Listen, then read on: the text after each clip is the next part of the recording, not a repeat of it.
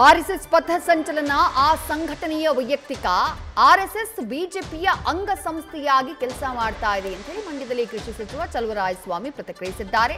ರಾಜ್ಯದಲ್ಲಿ ಆರ್ಎಸ್ಎಸ್ ಚಟುವಟಿಕೆಗಳ ನಿಷೇಧದ ಕುರಿತು ಸರ್ಕಾರದ ತೀರ್ಮಾನವೇ ಅಂತಿಮವಾಗಿರುತ್ತೆ ಅಂತ ಹೇಳಿದ್ದಾರೆ. ಆರ್ಎಸ್ಎಸ್ ಸಂಸ್ಥೆ ಈಗ ಕನ್ನಡ ಪರ ಸಂಘಟನೆ ಇದೆ, ಕನ್ನಡ ಸಂಘಟನೆಗೋಸ್ಕರ ಕೆಲಸ ಮಾಡ್ತಾರೆ. ಆರ್ಎಸ್ಎಸ್ ನೇರವಾಗಿ ಒಂದು ಪಕ್ಷದ ಅಂಗ ಸಂಸ್ಥೆಯಾಗಿ ಕೆಲಸ ಮಾಡ್ತಾರೆ, ಅದಷ್ಟೇ ವ್ಯತ್ಯಾಸ.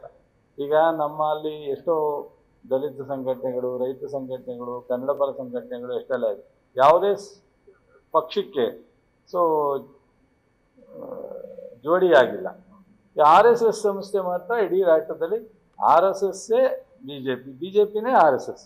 ಇವತ್ತು ಆಡಳಿತ ಇರ್ತಕ್ಕಂಥ ಬಿಜೆಪಿ ಸರ್ಕಾರ ಆರ್ಎಸ್ಎಸ್ ಸರ್ಕಾರ ಅಂತಲೇ ಹೇಳ್ಕೊಂಡು ಆಡ್ತಾ ಇರೋದ್ರಿಂದ ಅದನ್ನ ಇದಕ್ಕೂ ಹೋಲಿಕೆ ಮಾಡೋಣ.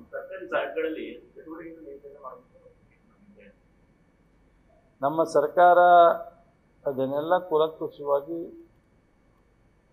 ಸಮಗ್ರ ಮಾಹಿತಿ ತಗೊಂಡು ಹಿಂದೆ ಮುಂದೆ ಆಲೋಚನೆ ಮಾಡಿ ತೀರ್ಮಾನಕ್ಕೆ ಬರುತ್ತೆ.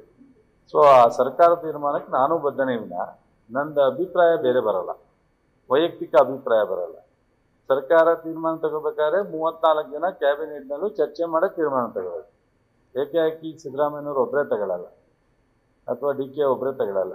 ಪಕ್ಷದ ತೀರ್ಮಾನ ತಗೊಳ್ಳೋದಾದ್ರೆ ಪಕ್ಷದ ಬೇರೆ, ಸರ್ಕಾರದ ತೀರ್ಮಾನ ತಗೋಬೇಕಾದ್ರೆ ಸರ್ಕಾರದ ತೀರ್ಮಾನನೇ ಬೇರೆ. ಹಾಗಾಗಿ ಸರ್ಕಾರದ ತೀರ್ಮಾನ ತಗೋಬೇಕಾದ್ರೆ ನಾವು ಎಲ್ಲರೂ ಜೊತೆ ಇರ್ತೀವಿ. ಅದರಿಂದ ಆ ತೀರ್ಮಾನಕ್ಕೆ ಏನೇ ಮುಂದೆ ಸರ್ಕಾರ ಯಾವುದೇ ವಿಚಾರದಲ್ಲಿ ತೀರ್ಮಾನ ತಗೋಬೇಕಾದ್ರೆ ನಾನು ಒಬ್ಬ